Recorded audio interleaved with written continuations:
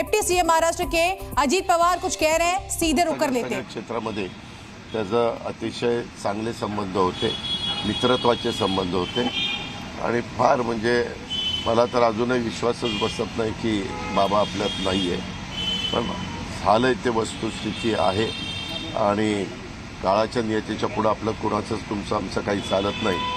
आम्ही संपूर्ण पक्ष, आम्ही सगळे सहकारी जिशांच्या बरोबर आहोत, त्यांच्या कुटुंबियांच्या बरोबर आहोत, म्हणजे त्यांच्या परिवाराच्या बरोबर आहोत। या अशा पद्धतीनं आता जिशांशी पण बोलत असताना तेच सांगितलं, त्याची बहीण पण तिथं होती, त्या डॉक्टर आहेत आणि त्या पण अतिशय अशा मजबूतीनं त्या कालपासून तिथं उभ्या आहेत। पीएमला फक्त पीएम करण्याच्याकरता वेळ लागला म्हणून थोडा आता जवळपास इतका उशीर झालेला आहे, परंतु आता मी डीनशी पण बोललो आणि डीननी पण सांगितलं दादा अर्ध्या तासामध्ये आता आम्ही तुम्हाला पीएम करून देतो। दादा हिंदी में थोड़ा संक्षिप्त बता दीजिए कि आज क्या आज आप आए, कल जो घटना हुई बम्बई में वो हमें तो बिल्कुल विश्वास नहीं हो रहा है कि ये घटना हुई है, लेकिन हमारा एक नेता बाबा सिद्दीकी ये बहुत सालों से पॉलिटिक्स में काम कर रहे हैं।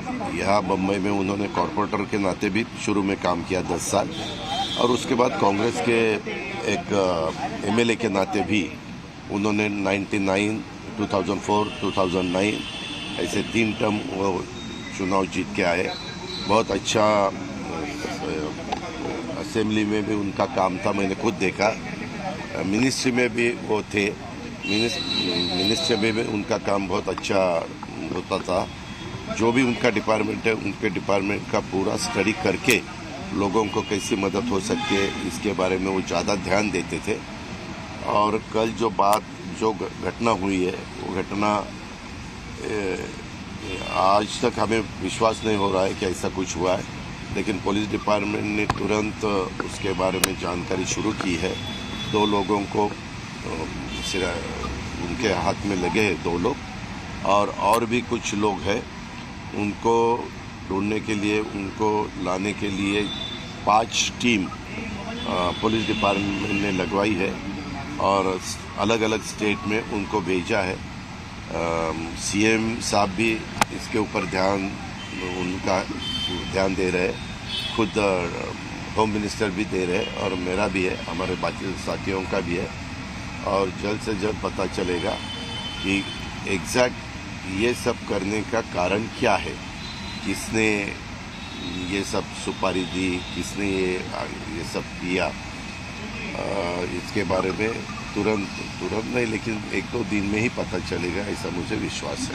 और आज 8:30 बजे बड़ा कब्रिस्तान मरीन लाइन्स में जो है वहाँ उनको दफनाया जाएगा, सरकारी इत्मीनाने दफनाया जाएगा राजकीय सम्मान से।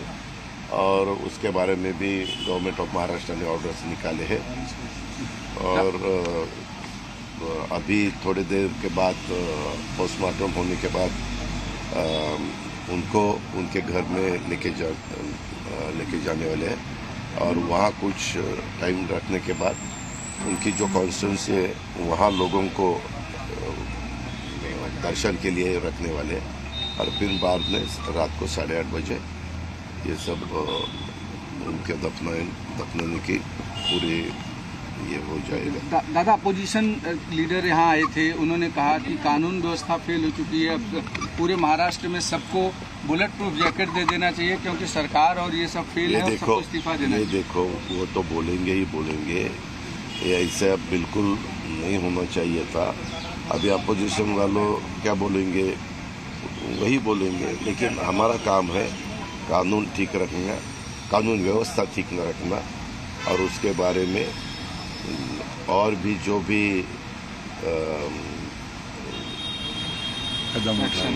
ये हमारे chief minister, deputy chief minister कल रात को खुद आए थे, उनसे पता चला क्योंकि कल मैं पूना में था, मैं सुबह यहाँ पहुँचा, लेकिन मेरी रात को देर से देवेंद्र जी के साथ भी बात हुई, चीफ मिनिस्टर साहब के साथ भी बात हुई। उन्होंने बताया कि इसके पीछे कौन है, किसका हाथ है, ये हम ढूंढ के ही निकालेंगे हम जरूर इसका बंदोबस्त करने वाले हैं जिन्होंने ये सब कदम उठाया।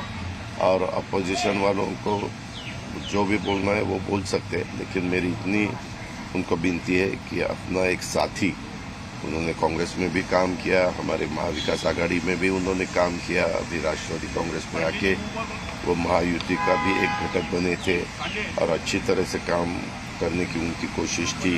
वो स्पीच भी अच्छी तरह से देते थे, उनके एरिया में कुछ कार्यक्रम भी हुए, वहाँ लोगों ने बहुत अच्छी तरह से रिस्पांस दिया था। मैं खुद था, प्रफुल्ल भाई थे, बाबा थे, जिशान थे, सब हम थे, लेकिन नहीं होना चाहिए तो हुआ, इसका हमें बहुत दुख है।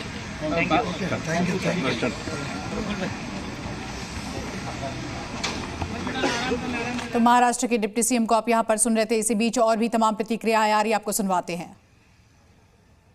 तो उनकी हत्या ऐसी तरह से होती है जिनको सिक्योरिटी है, वाई स्टेटस की सिक्योरिटी है, और उनकी हत्या होती है। उसका मतलब क्या है?